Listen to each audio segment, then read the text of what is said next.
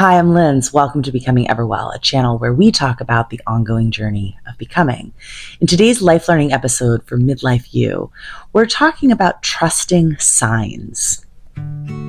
I make sense of life by writing about real everyday stuff that makes us who we are.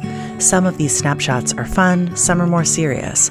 Maybe they'll open up something in you too. Let's grow. You may relegate me to a box of crazy if I just tell you that my great-grandmother comes to me in the form of a bee. So I'll color in that claim. On Election Day 2020, as I stood in line to cast my vote in the presidential election, masked and at a 6-foot distance from the others waiting, I read my book, Cassandra Speaks by Elizabeth Lesser, which is about reconsidering our human story if women had been the storytellers. And a lone bee landed on the open page before me. It stayed for about 15 seconds, just walking over words on the page. Being a cold November day, I found this odd. Eventually, it was my turn to vote, overcome with a powerful feeling of joy and independence in the wake of a pandemic that just wouldn't release its mighty grip. My sudden feeling reeked of patriotism, hope, and gratitude. I remarked to the clerk, "It's a great day to be alive." He said nothing back. You may recall that election results took days to determine in 2020, and the next day, in a conversation with my friend, we brought up the unknown status of the election. Just then, a bee flew by, as if in slow motion. I noted it. Odd. Again, November is not bee season in Connecticut. I actually remarked, a bee landed on my book yesterday while I was in line to vote. Must mean something. I'm not sure what. At the time, I was co-creating a series called Finding Your Inner Medium with an expert energy worker, Jay Newman. Quick interjection. Through Everwell, I've met fascinating people, and Jay Newman ranks high on that list. Jay reads, moves, and channels energy. She's a medium, and her abilities are clairvoyance, seeing objects or actions beyond the range of natural vision, clairaudience, which is hearing sounds that reach beyond the ordinary capacity, and clairsentience, which means perceiving emotional or psychic energy that's unavailable to the 5 standard senses. Her abilities enable her to connect and communicate with those who have passed. Jay describes it as being a channel of divine grace, a bridge of love between people and their loved ones who have passed. Jay's the real deal, and I consider myself lucky to be in her orbit. As you might imagine, I've peppered Jay with a million questions over the almost 5 years that we've been friends. And I told Jay about the bees, wondering if they were a sign. Somehow, in sharing with her, I made the leap to my great-grandmother, whose name was Anna Hanson Hayes. I suspect that the book, Cassandra Speaks, and its pervasive whisper of how our human story would be different had women been the storytellers, had something to do with it. Anna's mark on history intrigues me, which might be why she came up for me. I shared with Jay that I know that Anna was a smart, gutsy, athletic, independent figure. She held the role of national president of the PTA in the 1950s. She lived to be 101. When it comes to my ancestors, I've subconsciously admired her and considered her a source of inspiration. I have photos of her in my home, yet I never knew her. And my dad, her grandson, says that I remind him of her. He feels a particular genetic connection between us, especially in our likeness as passionate educators. Anna also wasn't able to vote in the early part of her life. So as I told Jay about the bee, I wondered if the connection between Anna and Election Day held significance. Jay said she had chills as I pondered the connection between the bee and Anna, which I've come to learn is one of her body's ways of speaking to her. Then, 3 days later, When the outcome of the presidential election was determined around 11:30 a.m., I was outside, and just then a lone bee flew by. Then, the next day, at an outdoor family gathering, at a round table with my dad, husband, and daughter, I told them of my bee encounters. My dad seemed entertained with an undeniable condescending veil. And at the moment I finished the story, a bee started circling our table, a few wide loops right in front of our four faces. My dad's jaw fell open. At this point, I greeted the bee by name. I went on to research Anna, as her presence now consumed me. And because she'd held a national position, I wondered if she might be Googleable. Turns out, I found an article she'd written about public education from 1933 and an audio recording of her voice from 1954 on NPR's This I Believe series, which is a series I've forever loved and actually designed a writing unit around back in my high school English teaching days.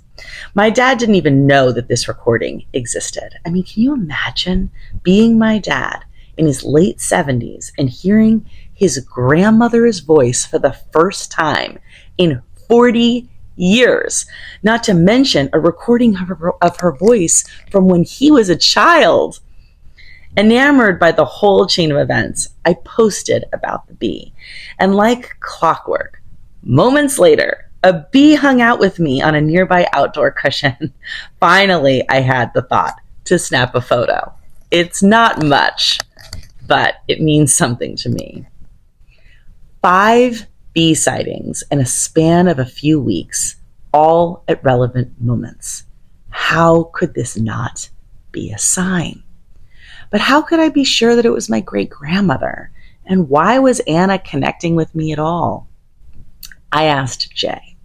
She told me that connecting with the other side through signs all begins with developing self-trust within yourself, which takes time to develop. She also explained that there are 5 steps of trusting your connection to the other side. First, connecting to your inner knowing, your gut feeling. Second, being in tune with your senses, sight, sound, touch, taste, smell. Third, being receptive to the concept of energy connecting all of us. Fourth, being able to discern if what you're receiving is relevant. And fifth, being able to set boundaries in how we receive energy. Jay then used these steps to help me process my experience. She pointed out that 1, I trusted the connection. With no proof, I followed my inner knowing. 2, my sense of sight was strong here in noticing the bees at all. 3, I was receptive as the second bee showed up because I recognized the pattern and noted it.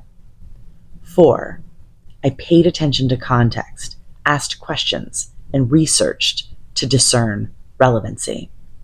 And 5, she said there was no need for boundaries here as I wholeheartedly welcomed my connection to Anna. I get the sense that Jay needs to create firm boundaries because many from the other side reach out to her.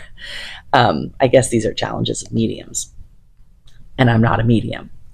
Further, Jay encouraged me to look within and piece together parts of my experience to become aware of anything that I may have overlooked that could actually be clues as to why Anna was showing up in my life. Tune in, she said. Embrace your inner wisdom. So I welcomed that directive and reflected further. At the time, in 2020, the whole world ached. For our young brick and mortar business, the pandemic created a tsunami of devastation to the dream and also to our finances and well-being. Swallowed by my stress, sadness, and fear, I wasn't able to fathom the impact, but I felt its pressure. I needed encouragement to stay motivated in this work that, for whatever reason, called to me. It's strange to admit, but these bee visits actually invigorated my whole spirit. Being reminded of Anna and the limitations and challenges of her era revived my outlook and sparked new hope in my perspective.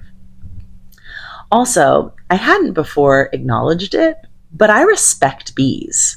I once learned that bees make a total of an eighth of a teaspoon of honey in an entire lifetime. Only an eighth!